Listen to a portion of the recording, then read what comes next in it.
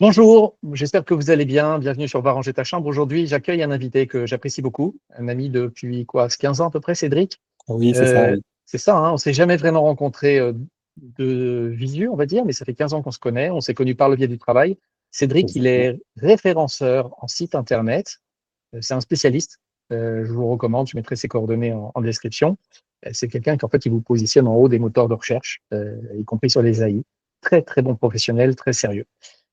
Euh, la vie étant ce qu'elle étant, j'ai voulu faire cette interview où on parle beaucoup d'éducation financière sur ma chaîne. J'ai voulu faire cette vidéo parce que Cédric, il a, comme malheureusement beaucoup de gens, eu des difficultés financières au moment d'une maladie. Maladie qui apparaît jamais au bon moment. Il a une famille monoparentale, hein, c'est bien ça, Cédric? Oui, exactement, oui. 2 enfants, dont une Deux petite ans, fille de 9 ans, une petite fille de 9 ans et un garçon qui vient d'avoir 25 ans, qui travaille. et qui travaille. Voilà. Oui, qui travaille. Donc, le but de cette vidéo, c'est de partager un petit peu son retour d'expérience, son histoire. Euh, S'il peut nous donner des conseils aussi, parce que ça peut arriver à tout le monde, malheureusement. Malheureusement, ça arrive à tout le monde, en fait. Ici, pas vous, parce que évidemment, on ne souhaite pas, mais ça peut arriver à un de vos proches. Donc, la maladie fait partie de la vie. Et, savoir et le fait de ne pas avoir de problèmes financiers en supplément des problèmes physiques et moraux et moraux liés à la maladie, je pense que ça me paraît important. Cédric, c'est à toi. Si tu veux te présenter rapidement.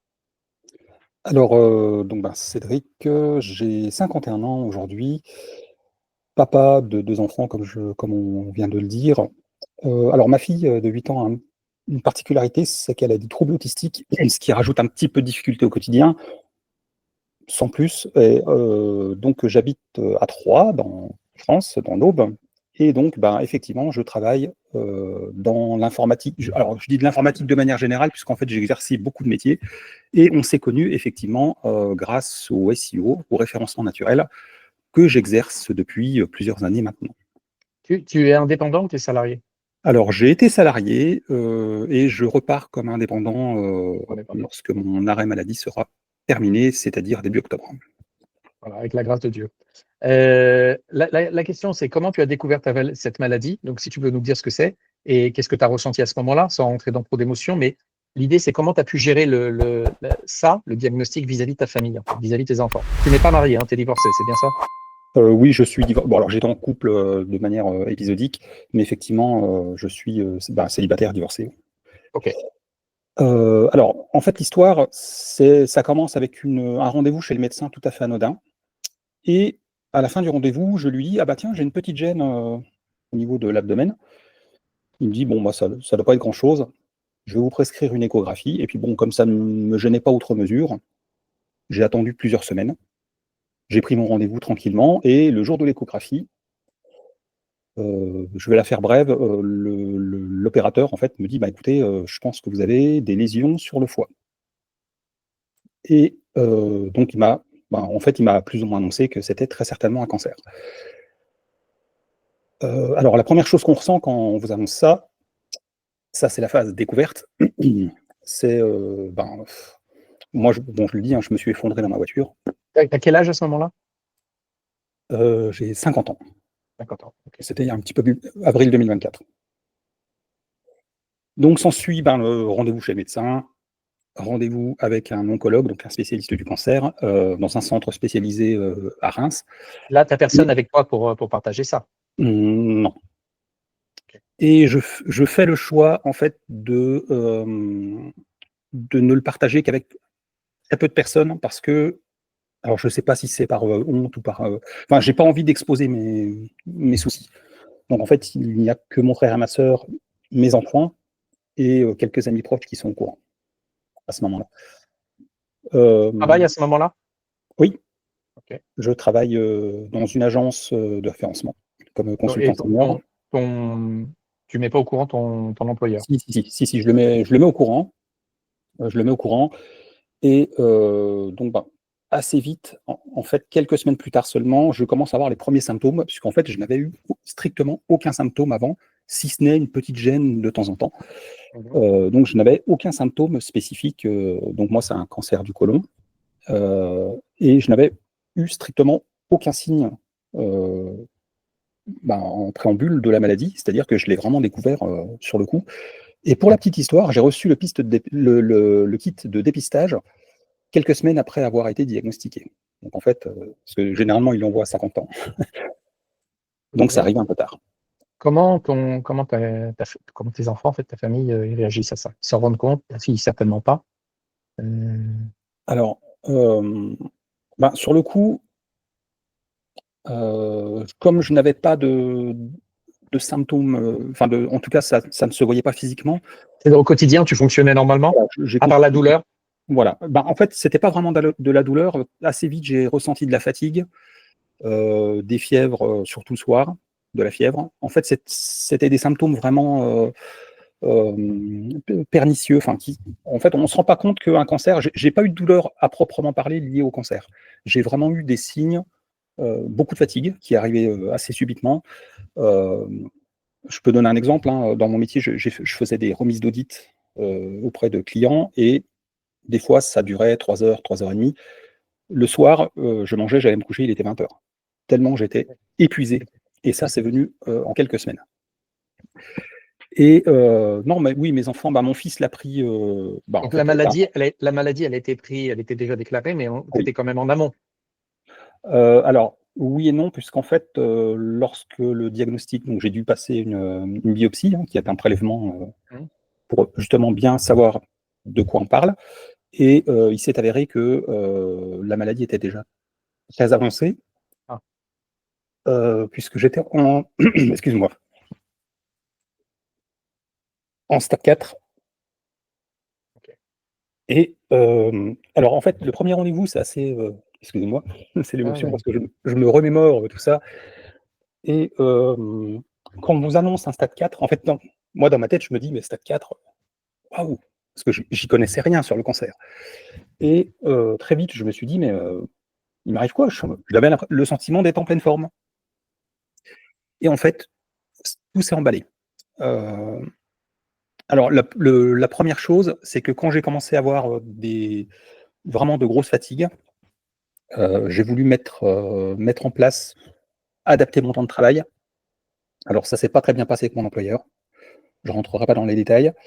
Euh, Ça s'est terminé avec une rupture de contrat. Et début juillet, j'ai commencé à avoir des symptômes un peu plus violents. Et donc, c'est mon fils qui m'a sauvé la vie, puisqu'en fait, j'ai fait une occlusion intestinale aiguë et j'ai dû être opéré en urgence. Et donc là, ça a été la première épreuve physique, puisqu'en fait, je me suis retrouvé. On a dû m'ouvrir le ventre de bas en haut et je me suis réveillé avec une stomie, c'est-à-dire une poche branchée de partout. Je passe les détails. Et en 5 jours, j'ai perdu 17 kilos. Ouf. Alors, En ce je le moment, dis pour l'audience parce que je connais Cédric depuis un petit moment. C'est un sportif de haut niveau. Là, il va se remettre sur pied rapidement, mais c'est un sportif, c'est genre beau gosse, quoi, en fait.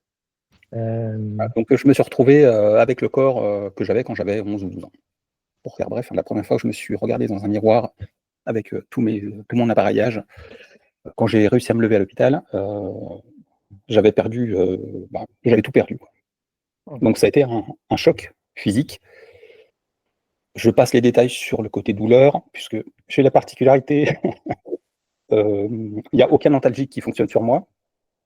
Donc en fait, la douleur, je l'ai toujours plein pot. Voilà, bon, ça c'est C'est comme ça. épuisant aussi. Même la morphine, ça ne fait pas grand-chose à part me shooter. Et donc, j'ai été hospitalisé 15 jours. Et donc, je suis rentré à la maison extrêmement affaibli. Donc après, c'était soins médicaux tous les jours. Et fin juillet, j'ai dû être à nouveau réhospitalisé, puisqu'en fait, j'étais tellement faible que je n'arrivais plus à marcher. Et j'ai été hospitalisé à Reims, en centre de cancérologie. Et même si j'en avais pas conscience à ce moment-là, ça, je l'ai su quelques mois après. Quand je suis rentré à l'hôpital, en fait, personne, pas même le médecin, pensait que j'allais en sortir. Ok. Croyais-tu? Ça, j'ai su après, hein. Et c'était.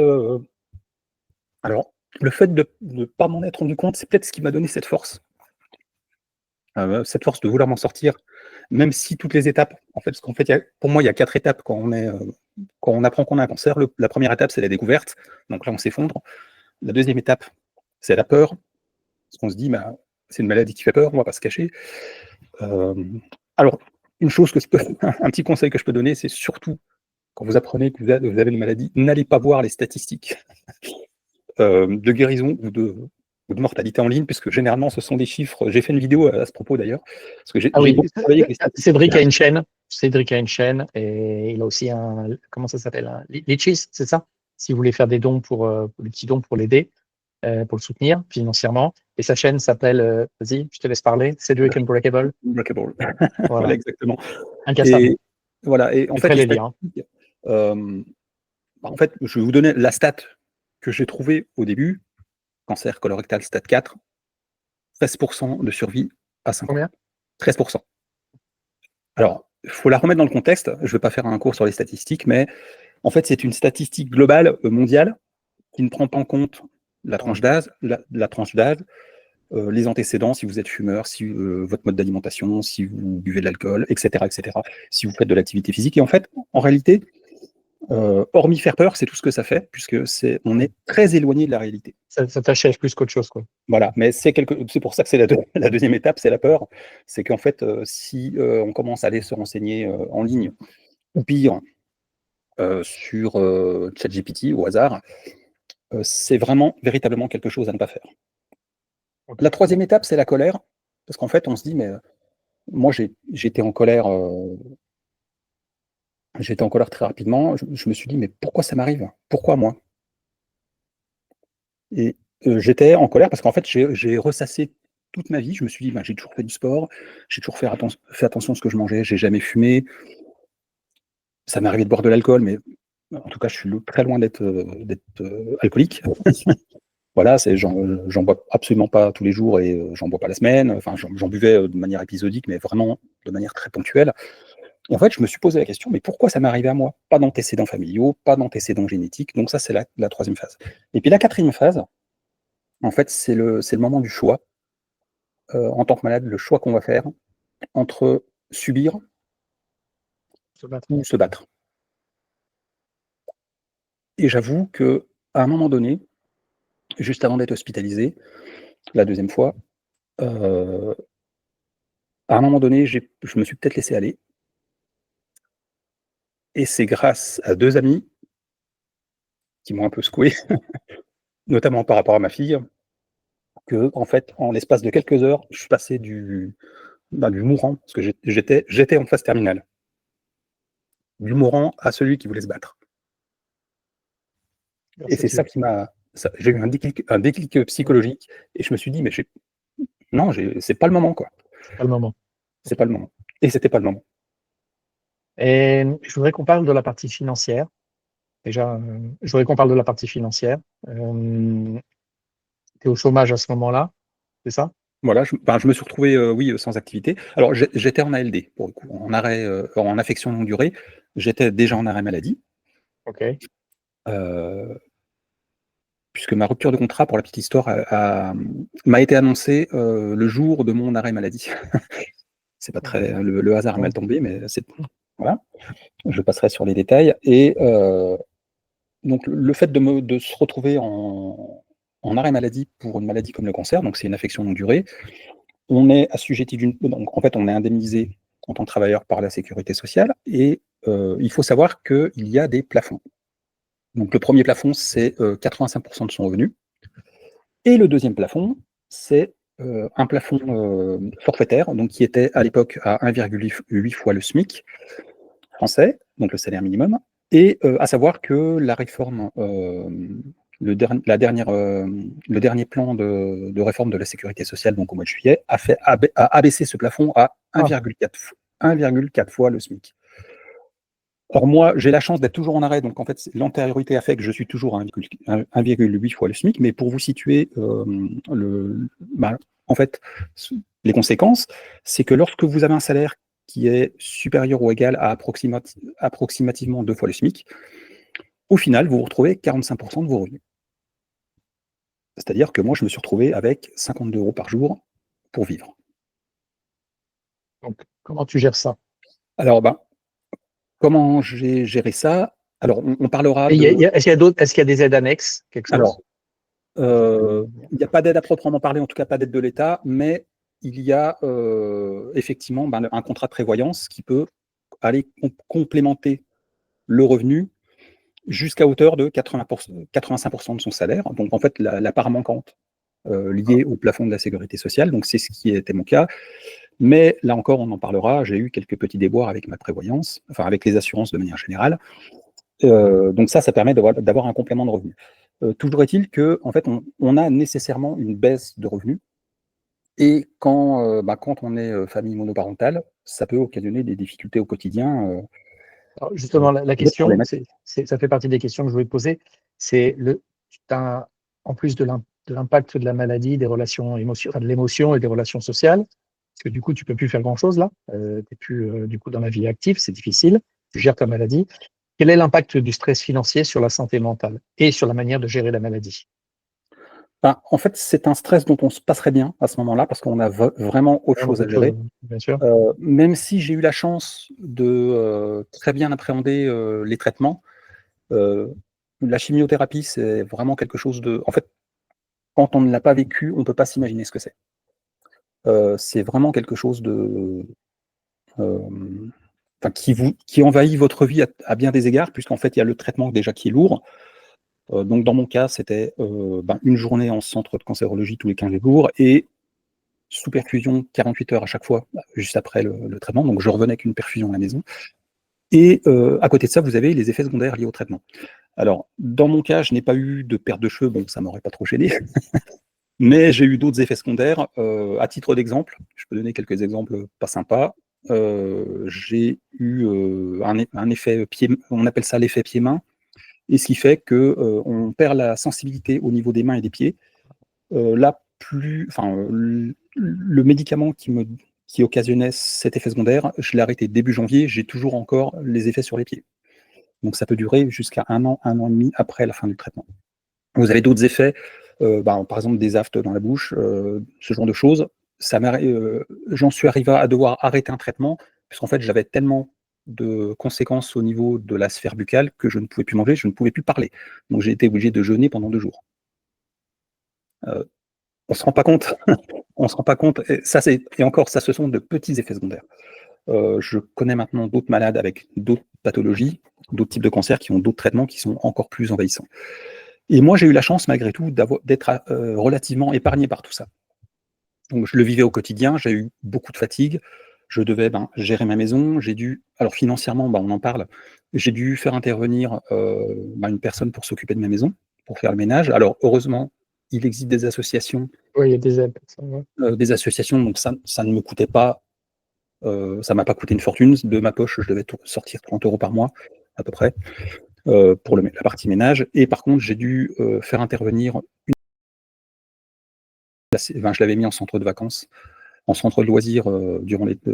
En tout cas, l'année dernière, durant l'été, puis à la rentrée, j'ai dû garder cette personne pour le matin venir s'occuper d'elle, l'emmener à l'école, la ramener le soir, etc. Donc ça, c'est quelque chose qui m'a coûté, malgré tout, entre 200 et 250 € par mois.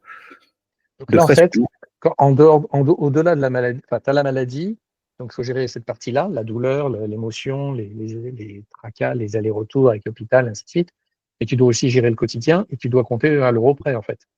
Ah tout à fait, parce qu'en fait, on ne se rend pas compte, mais ça occasionne des frais supplémentaires qui ne sont pas pris en compte. Ouais. Donc là, c'était les frais liés à la garde de ma fille, enfin le fait de s'occuper d'elle.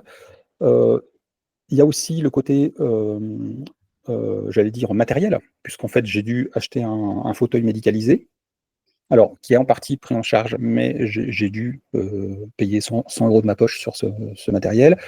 Et toute la partie alimentation, puisque après, quand on est malade, on fait plus encore attention à son alimentation, la complémentation alimentaire, etc., etc. Donc en fait, ce sont des postes de coût. Donc maintenant, je mange essentiellement, c'était déjà un peu le cas avant, mais là, j'ai véritablement accentué là-dessus, exclusivement du frais et si possible du bio, et je prends des compléments alimentaires, notamment au niveau des antioxydants, pour aider mon organisme à mieux se battre. Les Et protéines, comment? les protéines pour la partie musculaire ou pas? Alors, j'ai pris des protéines qu'on m'avait conseillées, donc des protéines de pharmacie Ouais. spécifiques, justement, comme j'avais perdu beaucoup de masse musculaire, j'ai dû effectivement avoir une complémentation protéines. Donc ça a été une partie prise en charge. D'accord. Mais sur la complémentation alimentaire, ça représente un budget d'à peu près 30 € tous les mois. Ok. Comment t'as fait pour financièrement t'en sortir? Ben, j'ai Comment t'as dû. pu rebondir? T'as acheté du Bitcoin? Alors ça, je l'ai fait.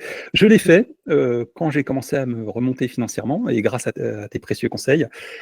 Euh, alors, tout d'abord, j'ai dû restreindre mes dépenses, c'est-à-dire que j'ai coupé certains abonnements. Alors, vous savez, aujourd'hui, tout fonctionne sur les abonnements. J'avais par exemple un abonnement YouTube Premium, j'avais un abonnement, enfin, vous voyez un petit peu le type d'abonnement qu'on peut Ouais, avoir. toutes les conneries qui Voilà, nous font exactement. perdre du temps et voilà, ok, ouais, et qui Et j'ai représentent un vrai dû, budget à la fin du mois. Ouais. voilà, j'ai dû en fait faire le tri dans tout ce que je dépensais de manière récurrente tous les mois. Pendant un an, je ne me suis presque pas acheté de vêtements. Je n'ai plus de loisirs, de toute façon, je ne pouvais plus trop sortir. Donc, bon. Mais j'ai vraiment dû freiner des cas de fer sur toutes les dépenses en fait de loisirs. J'ai dû faire attention au quotidien et surtout j'ai dû, comme je touchais 45% de mes revenus, Et avec ça, comme tout le monde, tu as l'inflation qui est en face et qui voilà, augmente. exactement. Voilà. Et j'ai dû, pendant quasiment 10 mois d'affilée, aller puiser Dans tes dans mes réserves. remplacements, dans mes réserves. Ok. Et donc j'ai dû, ça représentait une somme moyenne qui allait entre 500 et 700 € tous les mois. Ah oui, d'accord. Ok. Et est-ce que tu as pu mettre en place des actions pour ralentir un petit peu On a parlé du Bitcoin de façon amusante, mais est-ce qu'il y a d'autres choses que tu as pu faire pour ralentir un petit peu je veux dire, la fuite, en fait? Alors, j'ai mis en place quand j'ai commencé, alors c'est au bout de 6 mois que j'ai commencé à me dire, j'avais envie de parler de ma maladie, parce qu'en fait, au début, j'étais tout seul. Oui, bien sûr. C'est-à-dire que j'ai échangé avec personne, j'en ai parlé à personne, et en fait, au bout d'un certain temps, quand j'ai commencé à remonter un peu la pente, je me suis dit, ça serait quand même bien d'aller regarder. Et donc, j'ai noué des contacts avec quelques personnes sur les réseaux sociaux, et je me suis décidé au moment un peu avant, un peu avant les fêtes de fin d'année. Je me suis dit, même si c'est pas bon truc de montrer ma tête, j'avais envie d'en parler, de partager. C'est marrant que tu Et me dis ça parce que je t'interromps juste une minute. C'est parce que moi, j'ai démarré, ça faisait des années que j'étais invité sur des chaînes YouTube. Et des fois, il y avait beaucoup d'audience même. Mais tout le monde me disait, démarrez votre chaîne, démarre ta chaîne, démarrez votre chaîne. Moi, j'avais jamais, bon, c'était pas mon truc. Et en fait, j'ai démarré, arranger ta chambre, donc, après le 7 octobre. Parce que il y avait quelque chose qui s'était tellement passé intérieurement, qu'il fallait, alors que je parle pas du tout de ça sur la chaîne, mais fallait que je puisse m'exprimer. Bon, donc, je vois à peu près la démarche. À peu près. ça a fait partie de ma thérapie, Hum, en fait. Ça a fait partie de ma thérapie. Et alors pourquoi j'en parle? Parce qu'en fait, on m'a très vite conseillé de créer une cagnotte. Et ouais. d'ailleurs, j'ai un certain nombre de Donc, personnes. le lien en description, les amis. Voilà, on Merci. va y participer. J'ai certaines personnes qui ont participé et franchement, ça m'a beaucoup aidé. Puisque déjà accessoirement, ça m'a permis d'assurer un minimum les fêtes de fin d'année par rapport à mes enfants, le service minimum, comme on dit. Ouais, puis Et ça veut dire aussi qu'il y a des gens qui pensent à toi. C'est ça. oui, Et c'est pas seulement qu'ils pensent, c'est qu'ils agissent. exactement. Et ça, C'est-à-dire que t'es pas en dehors du game, en fait. C'est juste t'as ralenti parce qu'il y a une maladie, mais tu es là. Tu es là et il y a des gens qui pensent à toi et qui veulent participer, qui veulent t'aider. Donc, lien en description. Allez. et justement, le fait de créer cette chaîne, il y avait aussi cette volonté de ma part de, ben, je me suis projeté en fait dans la continuité. Hum, Puisque là, j'ai la chance d'être. Alors, je ne suis pas en rémission à proprement parler, mais par contre, voilà, bon, je vais beaucoup mieux, je vais pouvoir reprendre une activité professionnelle. Je n'ai plus de traitement aujourd'hui. Euh, je vis avec, comme on dit. Et mon objectif, en fait, au travers de cette chaîne, c'est de continuer à l'alimenter pour pouvoir éventuellement la monétiser et participer à la recherche contre le cancer, tout simplement. ouais. Je pense aussi que ça va aider beaucoup d'autres gens. Des Bah, gens qui sont dans la. mon objectif premier, c'était d'abord d'aider des gens et je sais que j'ai beaucoup de retours positifs là-dessus, de débunker certaines croyances, sur le cancer. Voilà, j'essaie de faire des vidéos qui touchent un peu tous les domaines. J'ai parlé notamment du côté financier, bien évidemment. Je parle du côté alimentation, je parle du côté psychologique. J'essaie d'aborder tous les thèmes. Et l'objectif, c'est d'apporter des informations complémentaires. Et sur le côté financier, d'ailleurs, j'ai eu des retours et je suis loin d'être le seul à être concerné. Évidemment. Puisqu'en fait, il y a le côté perte de revenus qui est difficile à supporter. Et il y a le côté aussi lutte contre l'administration. Alors, quand je dis l'administration, c'est à la fois l'administration française, en l'occurrence, mais aussi les assurances, parce que ça, on va peut-être pouvoir en parler. Ça n'a pas été une guerre j'appelle ça une guerre, de tout repos.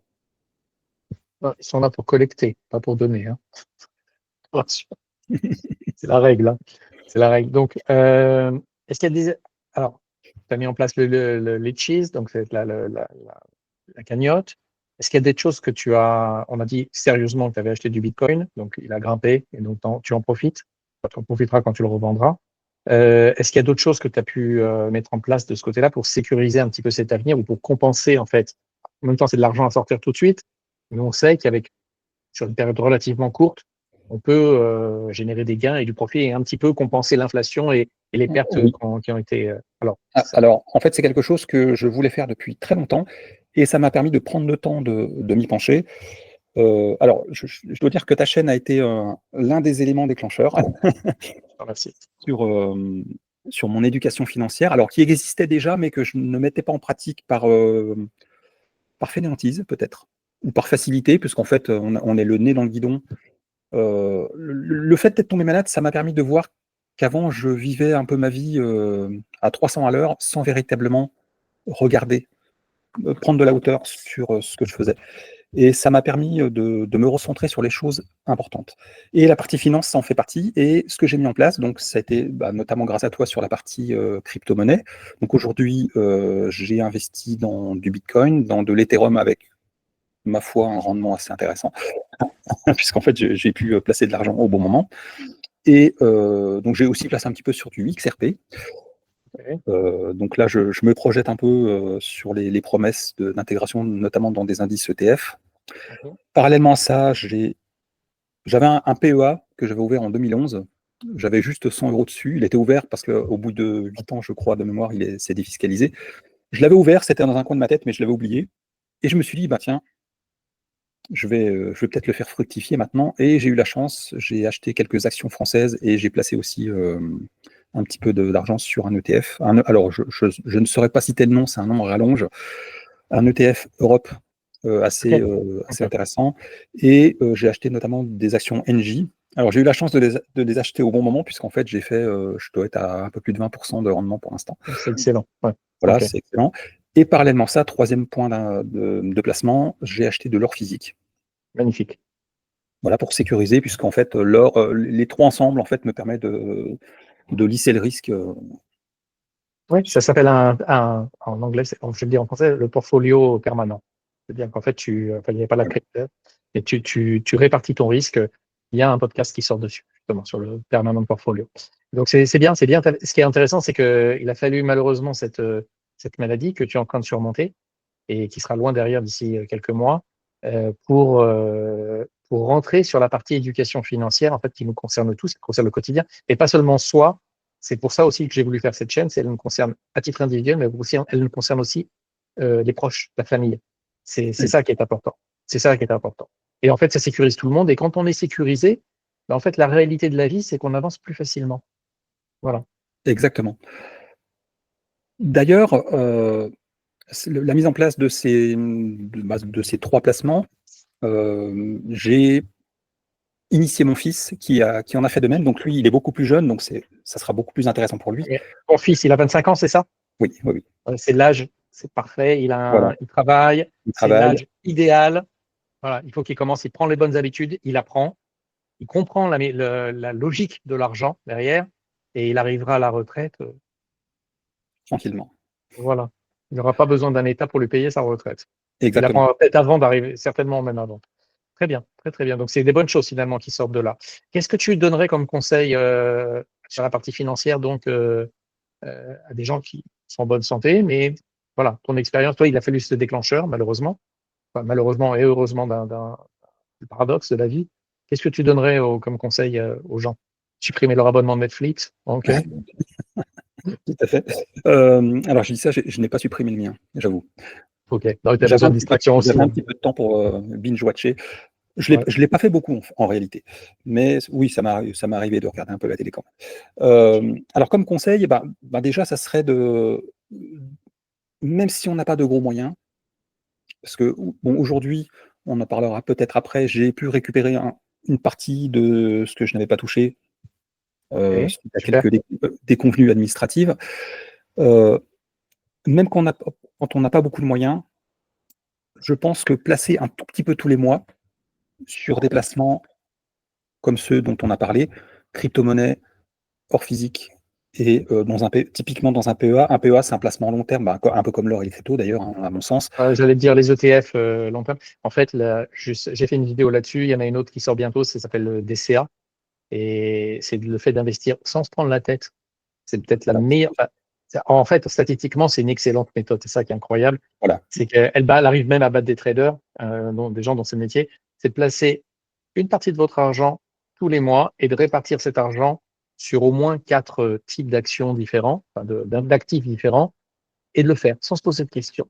Et le temps fait son travail. Le temps œuvre pour vous dans votre intérêt. Il y a ce qu'on appelle les intérêts cumulés. Bon, vous regarderez la prochaine vidéo, mais c'est extrêmement efficace, en fait. Et il n'y a pas besoin d'être un. Voilà. Alors, c'est assez marrant que tu aies prononcé le mot DCA, puisque en fait, j'allais le prononcer. Et l'objectif, surtout, un autre conseil que je donnerais, que je n'ai pas suivi il y a quelques années, plusieurs fois, il a fallu que je répète mes erreurs de nombreuses fois avant de comprendre, de comprendre la leçon. La technique du DCA, en fait, c'est d'investir sans se poser de questions, comme tu l'as dit, et surtout de lisser le risque. Et ce que j'ai fait plusieurs fois dans ma vie, j'avais commencé à investir de manière régulière sans me poser de questions, et à un moment donné, on se dit, ah bah oui, mais notamment dans les cryptos, on se dit, il y en a d'autres qui arrivent à faire de l'argent beaucoup plus vite, donc je vais essayer. Ils le perdent Et, aussi beaucoup plus vite. et donc, je peux vous confirmer que on a beaucoup plus vite fait de perdre de l'argent que d'en gagner lorsqu'on essaye d'aller trop vite. Et donc, le fait d'investir régulièrement sans se poser de questions, ça permet effectivement de limiter le risque. Et Parce qu'on surtout enlève de l'émotion. beaucoup mieux le vivre. Ouais, Et ça, c'est quelque exactement. chose d'essentiel. Puisqu'en fait, on n'a pas ce stress permanent de se dire, ouh là là, est-ce que mon placement, là, j'ai placé un spot, machin, ouh là là, j'ai fait moins 10%, qu'est-ce qui va se passer? Mine de rien, tu viens de donner des conseils à des gens enfin bon, les 90%, enfin, il y a une règle, hein, c'est la règle des 90. C'est quand tu rentres sur les marchés financiers, 90% des gens perdent 90% de leur investissement dans les 90 premiers jours. C'est-à-dire en 3 mois, terminé. Et les gens ne reviennent plus jamais, ils sont dégoûtés. Évidemment, ils sont faits. Mais c'est eux-mêmes qui se mettent dans un. Donc, bon, DCA, il y aura cette vidéo et on en reparlera peut-être ensemble sur une autre prochaine vidéo. Très intéressant. En tout cas, je suis content que tu aies suivi mes conseils du coup aussi. Tant Alors, mieux. je peux raconter l'un de mes échecs, hein. Bien En sûr. 2021, j'avais mis en place du DCA sur de l'Ethereum à une époque où il était à 600 $. En 3 mois, j'investissais 100 € tous les mois. En trois Ok. mois, mes 300 € étaient passés à 900 € en Ok. 3 mois. J'ai investi vraiment à la bonne période. Et au bout de 3 mois, je ne sais pas ce qui m'a pris. Je me suis dit, il faut que ça aille plus vite, parce que ce n'était pas suffisant. Ce qui était une colossale erreur, hein. T'es un gourmand, toi. Et le 4e mois, mes 900 € se sont transformés en 90 €. Parce que j'ai voulu jouer avec le feu et je me suis brûlé les ailes. Et ces 90 €, aujourd'hui, je les ai encore. Alors pour la petite histoire, j'ai une toute petite ligne de crypto sur du PP. Je ne sais pas si tu connais, c'est Oh, un bien sûr. shitcoin. Enfin, Ouais. et cette ligne, elle vaut 30 € aujourd'hui. Voilà. Ouais. Alors, sans rentrer dans les détails, je suis pas sûr qu'il ait fini sa course, hein. Je pense qu'il Oui, faut oui, dire, ouais, il a encore du potin, il va se battre, hein. Ok. oui. Mais tout ça pour dire que voilà, c'était la petite anecdote. J'aurais continué. Alors, il me semble que j'avais fait le calcul il y a quelques temps.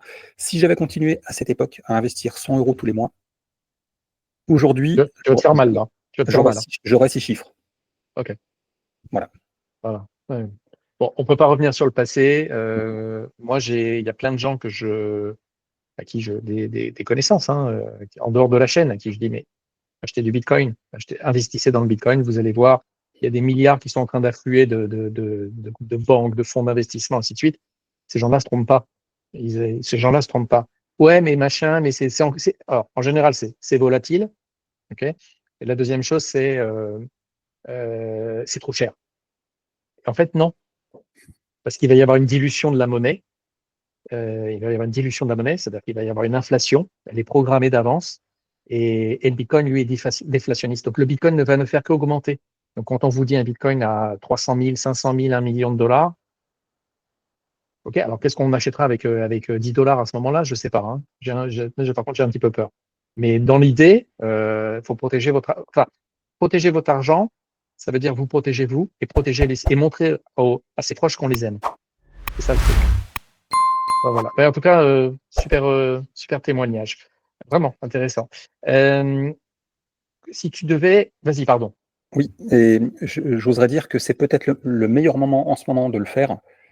Quand on voit le taux du livret A, qui est passé à 1,75%, c'est ça? Pour la petite histoire, le jour où ils annonçaient que le taux descendait à 1,75%, j'ai remis ce qui me restait sur mon livret A, sur mon PEA, juste sur le fameux ETF. Depuis, il a pris 3,5%. Voilà, en l'espace de 2 Ouais, mois, ouais. à Tu peine. bats pas l'inflation, mais tu fais mieux en tout cas. Avance. Non, non, c'est ça qui est important en fait. Ce qui est important, c'est d'avancer, pas de chercher à faire que le but, c'est vous n'êtes pas en train de jouer au loto. Hein, c'est pas du tout la même stratégie. Non, Vous êtes obligé. L'idée, c'est d'avancer, d'apprendre, et c'est normal de se planter. C'est normal de se planter. Moi, j'ai appris le jour où ma femme est arrivée et m'a dit mais à quoi tu joues?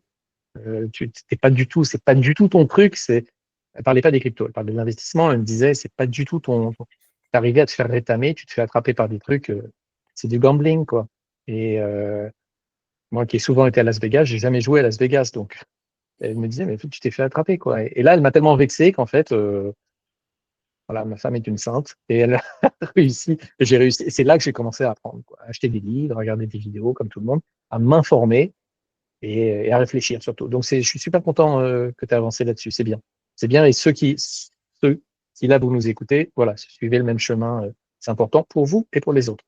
Euh, En conclusion, si tu as peut-être d'autres choses à nous.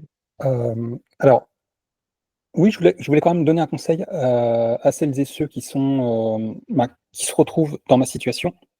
Je voulais revenir un petit peu sur le volet maladie, déboires financiers et déboires administratifs, puisqu'en fait, moi, la difficulté que j'ai rencontrée, en fait, je l'ai rencontrée à la fois sur les indemnisations étatiques, si j'ose dire, mais aussi sur le côté assurance. Et alors, je vais résumer le truc, hein. Et puis je donnerai mon conseil direct après. Ce qui s'est passé, c'est que j'avais une assurance sur mon crédit immobilier qui n'était pas adaptée et que, au final, cette assurance, elle ne me couvre pas pour la maladie. OK, c'est-à-dire la partie assurance santé n'apparaît pas, c'est ça? Exactement. Donc j'étais couvert sur tout, enfin Donc sur tout. tu payes ton crédit plein pot, le fait que tu sois Voilà. Donc malade. là, voilà.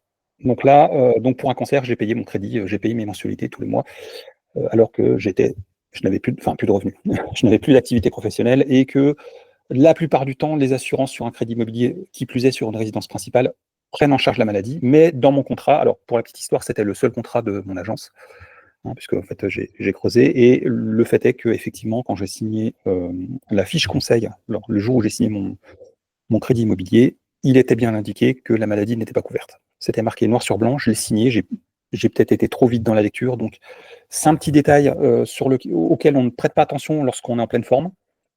Mais quand ça vous arrive, il faut savoir qu'un cancer, ça peut vous toucher à n'importe quel âge, ça peut toucher n'importe qui.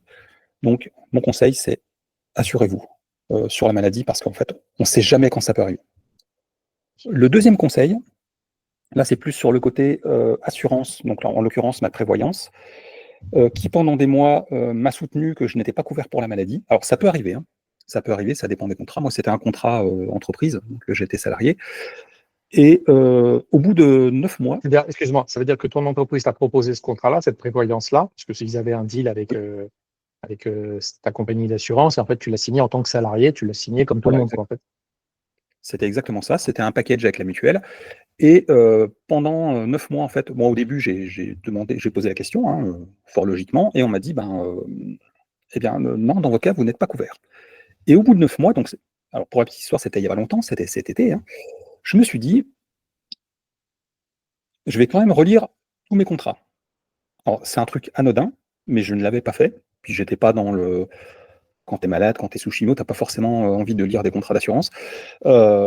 Et j'ai pris le temps de relire mon contrat, et puis je me suis dit, mais c'est bizarre parce que moi, je ne vois pas de clause d'exclusion sur la maladie, et en tout cas, rien qui justifie le fait que je ne sois pas couvert. Donc en fait, je les ai simplement recontactés, et là, bah, j'ai pas eu de vraie réponse. J'ai juste reçu un document par mail sans message. Alors déjà, je trouve que la méthode était un peu borderline. Un formulaire à faire remplir par le médecin, que j'ai rempli, que j'ai renvoyé à l'adresse indiquée, et 15 jours plus tard, j'ai reçu 10 mois d'arriéré de complément prévoyance. Il t'avait déjà enterré, Cédric. La réalité, elle est là. Et alors, je ne suis pas là pour dénigrer Ouais. Si, on tel ou peut. tel. Voilà, je vais pas. Mais mon conseil, c'est relisez vos contrats et ne faites pas confiance aux assureurs, puisqu'ils vont, de toute façon, quels qu'ils soient, moi, à chaque fois, on a toujours essayé de me la faire à l'envers. Donc, il faut toujours bien relire ces contrats. Et surtout, si vous n'êtes pas en capacité de le faire, vous faire aider par vos proches pour Alors, bien éplucher les contrats. Donc ça, c'est mon moi, conseil je vais numéro un. je vais donner une petite astuce là-dessus, parce que je suis quand même un bonhomme qui est plutôt un background tech, pas que, mais plutôt un background tech. Comme toi, j'ai fait plein de métiers, et je pense que je vais en faire encore plein. Et si vous avez du mal à lire vos contrats, bah, hein, parce que les contrats, c'est pas fait pour que ça soit facile. Première chose, vous vous faites aider d'une AI. Je mettrai des liens. Il y a beaucoup mieux que ChatGPT aujourd'hui, surtout la dernière version. Je mettrai des liens. Inscrivez-vous et croyez-moi, ça fait la différence. La deuxième chose, j'utilise aussi pour les contrats, notamment, c'est Google Notebook LLM. Donc, c'est gratuit. Et en fait, vous avez là deux intervenants. Ça marche en français. Par défaut, c'est en anglais, mais vous pouvez le paramétrer en français. Parce qu'en fait, ça, vous avez deux intervenants. C'est l'AI qui va parler, en fait, qui vous commente votre contrat. Et là, si vous n'avez pas fait de droit à l'école, moi, j'ai pas fait de droit, malheureusement, c'est une des choses qui me manque. Boum. Voilà, c'est juste magnifique, quoi, en fait. Voilà, le genre de petites choses, je sais que tu vas essayer. Alors, Je vois la c'est pas que pupille je vais qui essayer, brille. c'est que Notebook LM, c'est un outil que j'utilise beaucoup Ah bah, extraordinaire. et que j'ai effectivement utilisé. Et qui est gratuit. Voilà, que tu avais fait là. Donc, Et d'ailleurs, profitez-en. Donc, lien en commentaire. Hein. voilà, Notebook Allez-y. LM, c'est un outil qui est formidable. C'est pour celles et ceux qui connaissent le terme, c'est un mini RAG. Mm. En gros, ça vous permet de faire une IA spécialisée avec vos propres C'est ça. sources d'information. Et Voilà. en fait, l'avantage, c'est qu'il ne va pas halluciner. Voilà. Il ne va pas vous inventer de l'information, il va se cantonner à se Voilà, baser. rentre pas trop dans les termes techniques parce qu'on va les perdre là, c'est dommage. Mais en tout cas, Voilà. c'est extrêmement efficace. C'est extrêmement Ouais, efficace. ouais. Contrat de location, contrat d'achat, vente, ainsi de suite. Voilà. Et l'autre lien, je vous le mettrai aussi, vous allez voir, c'est le jour et la nuit par rapport, beaucoup moins connu que ChatGPT, mais beaucoup plus efficace en tout cas. OK. Là, je vois que tu as repris la pêche. C'est quoi le programme? Ça fait plaisir. C'est quoi parce qu'on était entré exactement en recontact, pardon, il y a un an. Tu m'avais contacté Ouais. sur WhatsApp, il me semble. J'étais en Ukraine à ce moment-là, par email ou enfin, je sais plus, mais j'étais en Ukraine, je me souviens. Je t'avais envoyé des photos du parc. Euh, que ce soit d'une manière générale, la famille, la partie administrative, la partie financière, selon toi, c'est une conclusion en fait. Quelle est la chose la plus importante que je vais appeler ça expérience, mais je ne sais pas si c'est vraiment le mot qui est adapté, ça t'a appris sur toi-même. En fait, ce que tu aurais pu faire, ce que tu aurais dû faire, ce que tu aurais aimé faire, et surtout comment tu te projettes dans l'avenir en fait, puisque c'est ça maintenant. On va dire que c'est derrière et qu'il Alors, faut avancer. ça m'a permis surtout d'apprendre beaucoup sur moi-même par rapport à la vie que j'avais avant. Alors, il y a une phrase que j'ai utilisée dans une de mes vidéos, que je vais réutiliser aujourd'hui. Le cancer, ça a été le lent suicide de ma vie d'avant. Explique. Ça m'a permis de prendre conscience que, en fait, avant, je rêvais ma vie au lieu de vivre mes rêves. Et aujourd'hui, ce que je veux, Je mettrai une petite parenthèse, parce que ça me paraît intéressant de le signaler. Dans le judaïsme, la première chose que l'on fait en ouvrant les yeux le matin, c'est de remercier Dieu de nous avoir rendu la vie. parce qu'on considère que le sommeil, donc c'est une étape où l'âme, je vais parler en français, l'âme sort du corps, s'élève, et au moment où tu ouvres les yeux, ben, en fait, là, d'ailleurs, il y a une respiration. On fait une respiration très particulière à ce moment-là. L'âme réintègre le corps, et à ce moment-là, la première chose qu'on doit dire, c'est je te remercie de m'avoir redonné la vie. Et en fait, pour prendre conscience, pourquoi on le dit, c'est parce que c'est une bénédiction, en fait, ça veut dire qu'on prend conscience qu'on a une journée de plus à passer sur cette terre, et on remercie Dieu pour ça, et pour qu'on soit vraiment dans la réalité de ce monde. Comme tu dis, il ne faut pas rêver sa vie, mais vivre sa vie. Exactement. Et d'ailleurs, c'est quelque chose que je fais personnellement, à ma manière, mais que je fais Mmh, tous les jours. voilà. Et le fait d'avoir eu j'allais dire, alors c'est assez marrant, enfin non, c'est pas drôle, mais en fait, c'est quand je me suis retrouvé sur mon lit d'hôpital, à souffrir le martyre lors de ma première opération en urgence. C'est à ce moment-là, en fait, que la seule chose qui ne me faisait pas souffrir, c'était mon cerveau. Et j'ai beaucoup fait d'introspection. J'ai beaucoup réfléchi à ce que je ne voulais plus dans ma vie et ce que je voulais.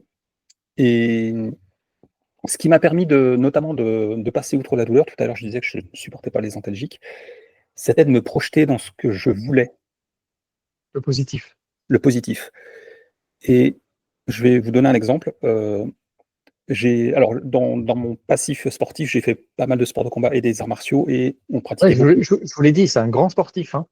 On pratiquait la méditation, notamment. Et en fait, la seule chose qui m'a sauvé de la douleur, c'était la méditation.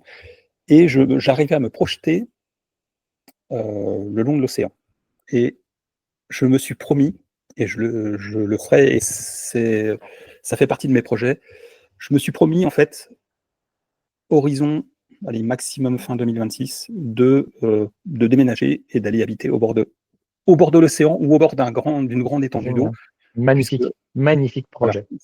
ça fait partie de Magnifique. de mes objectifs. Alors, c'est pas très, il n'y a pas j'allais dire, d'intérêt financier à le faire, mais en tout cas, ça fait Non, non, partie mais des c'est un objectifs. objectif de vie.